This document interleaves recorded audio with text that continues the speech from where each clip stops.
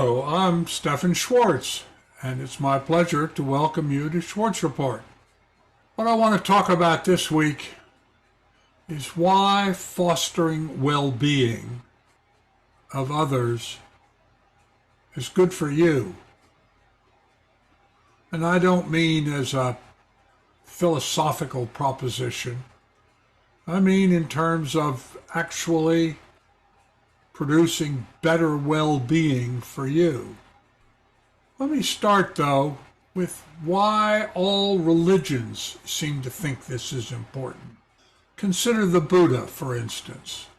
We don't know exactly what the Buddha looked like, but this is a common depiction of him.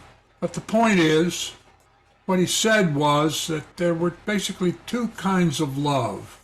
There was a love that was clinging and lustful and confused and grasping and basically selfish.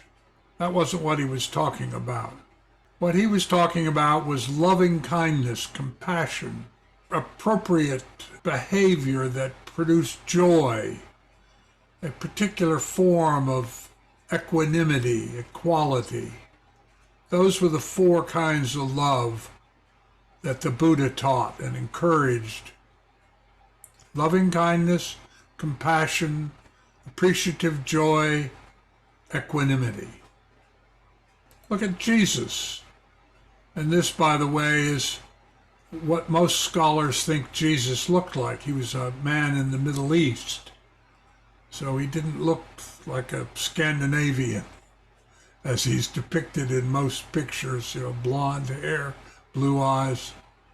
But in any case, he also made an enormous focus on this issue of love.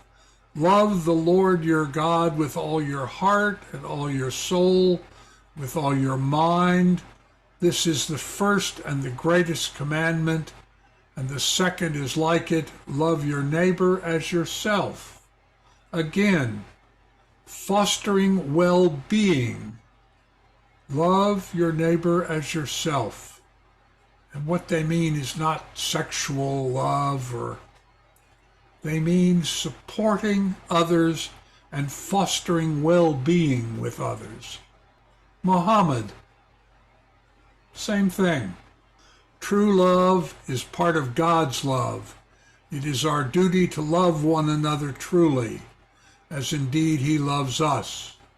Without divine love, there can be no human love. Now, why do the three major religions all make such a point? Why do they stress so strongly that this compassionate fostering of well-being, which is what they mean by love, is so important? Does it do anything measurable?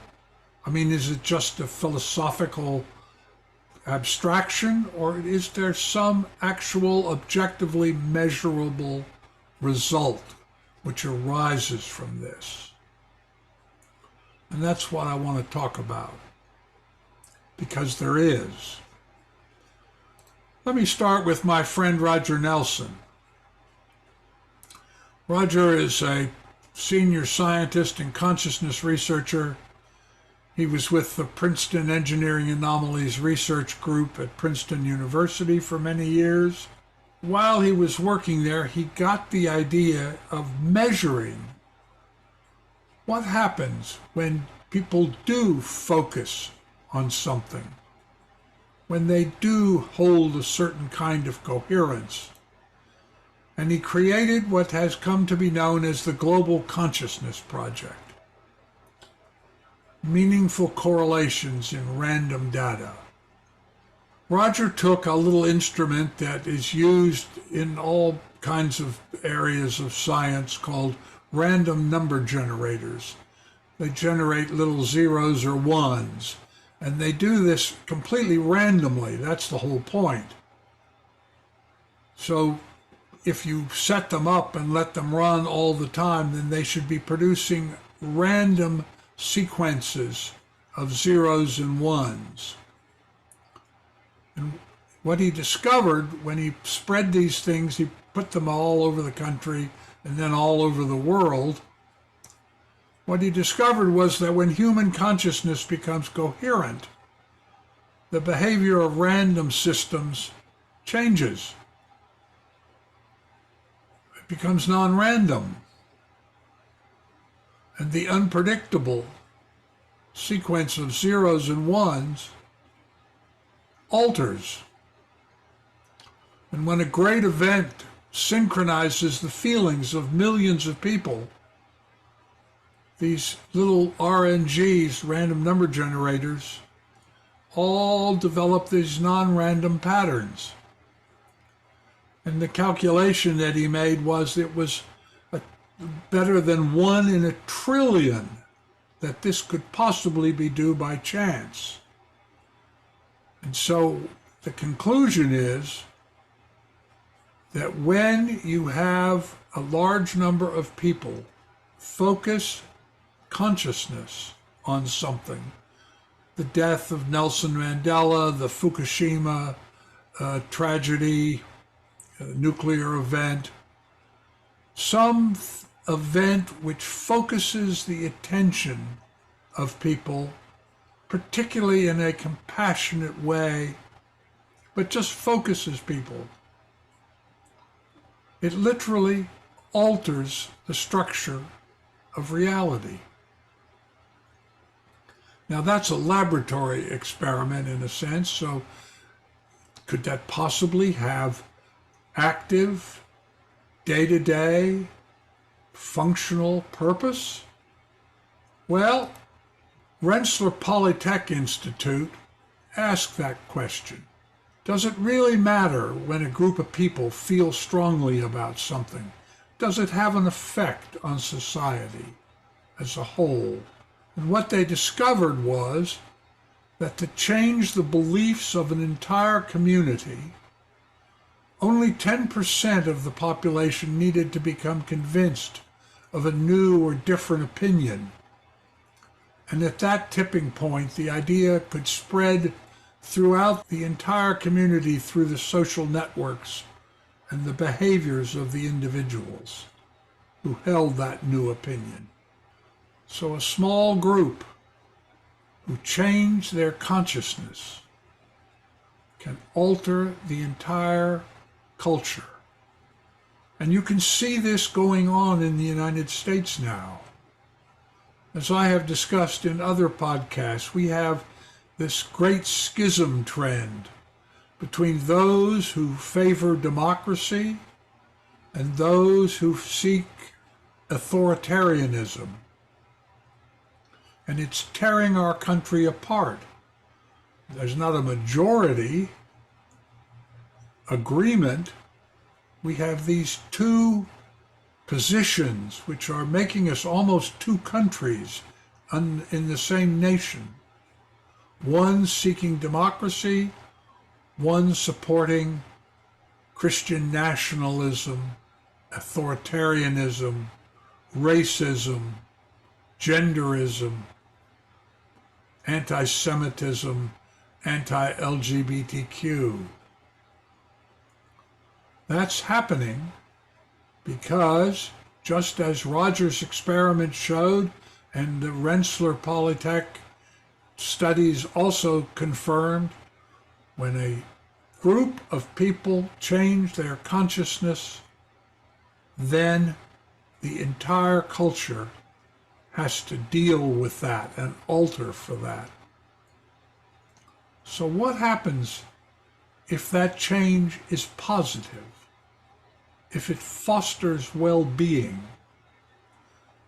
Well, let's take a look at two different countries and see exactly how that plays out in very real, objectively verifiable ways.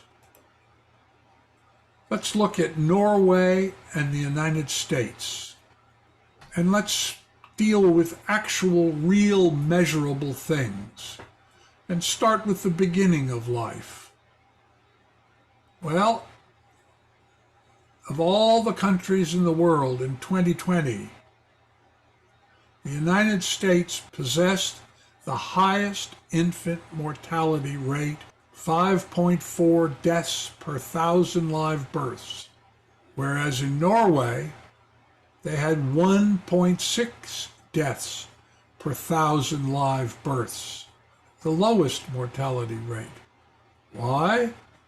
Because in Norway, fostering well-being and caring for mothers and infants is a social priority in a way that it is not in the United States. We have become a country in which the social priority is profit and power. And that's the struggle we're going through now. Profit and power versus fostering well-being. And it makes a measurable difference in how many babies survive. But that's just the beginning. Let's look at the mothers. In 2018, there were 17 maternal deaths for every 100,000 live births in the U.S. That's the mothers dying. That's a ratio that's more than double that of most other high-income countries. In contrast, the maternal mortality ratio was 3 per 100,000 or fewer in the Netherlands, Norway, and New Zealand. 17 mothers died. Think about that. Your wife goes in to deliver a baby and dies. 17 maternal deaths per 100,000, or 3 maternal deaths per 100,000. Which would you pick? Well, let's look on healthcare in general. Norway, the Netherlands, Australia were the countries with the best healthcare.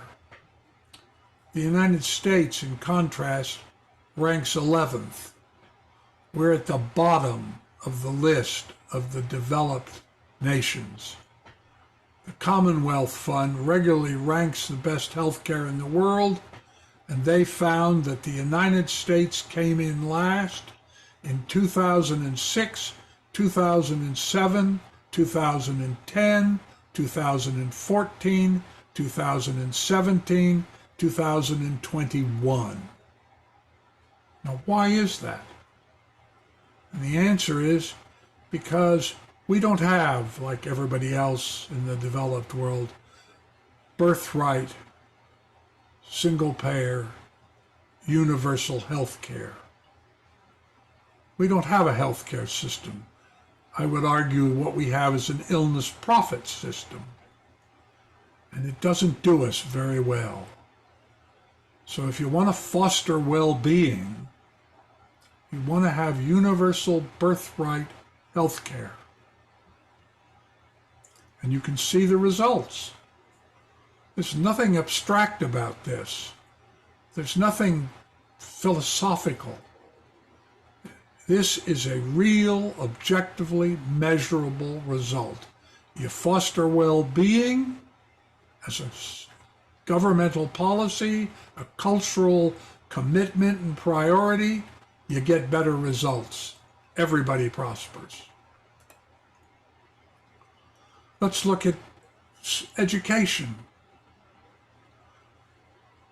Norway has been getting a lot of attention from American students, not only because it has one of the lowest crime rates, whereas, as we know, in the United States, school children today practice what to do if someone with a machine gun or AK-47 or AR-15 comes into their classroom.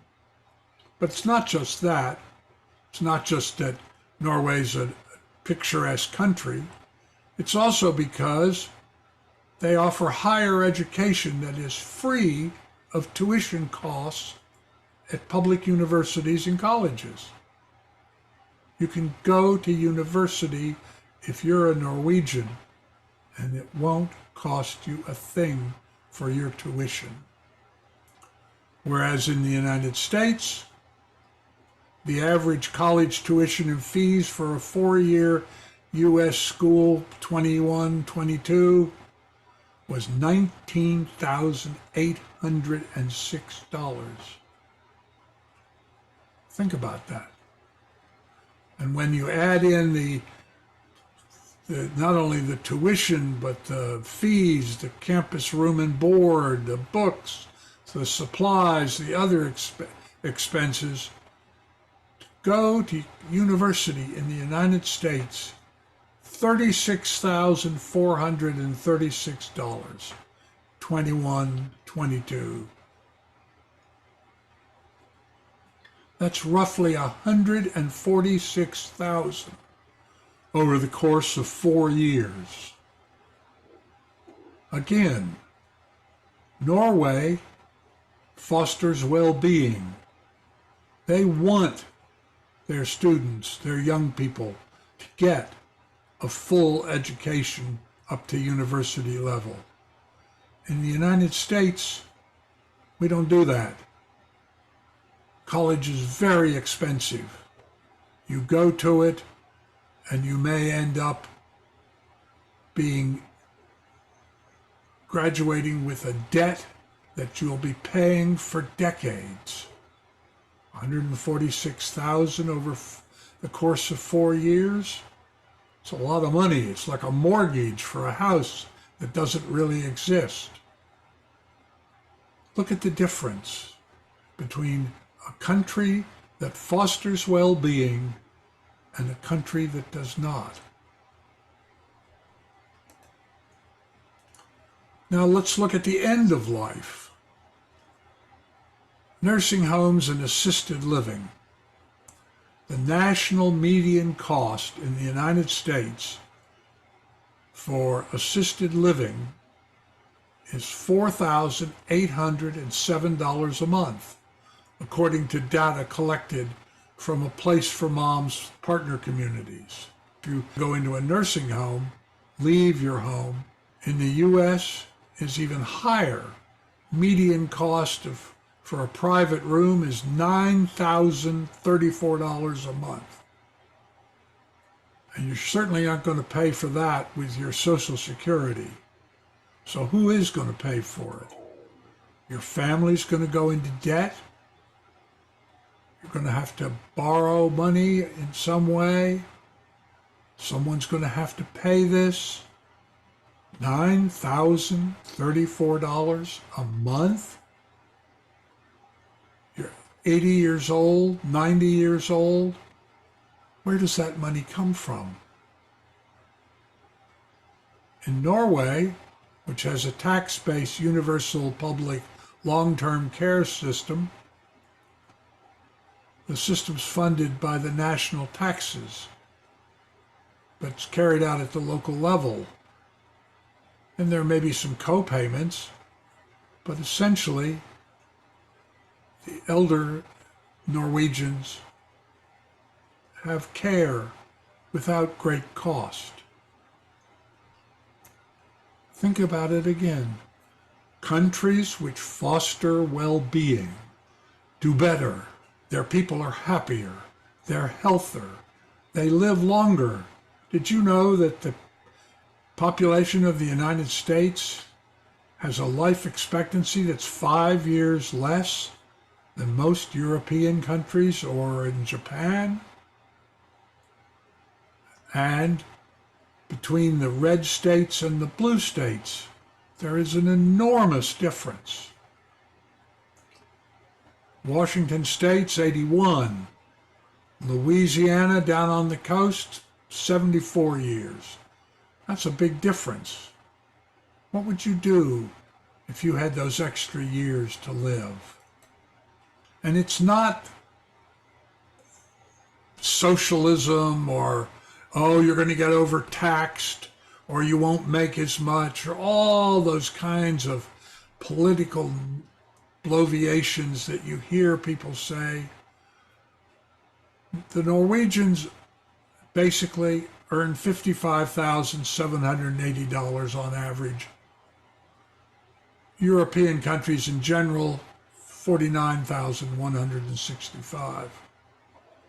In the United States, the average salary across industries, job positions, race, educational level, 59,428. So Norwegians, 55,780. Americans, 59,428. So just a few $1,000s difference. But the quality of the life of Norwegians, their health care, their health, their longevity, their educational level.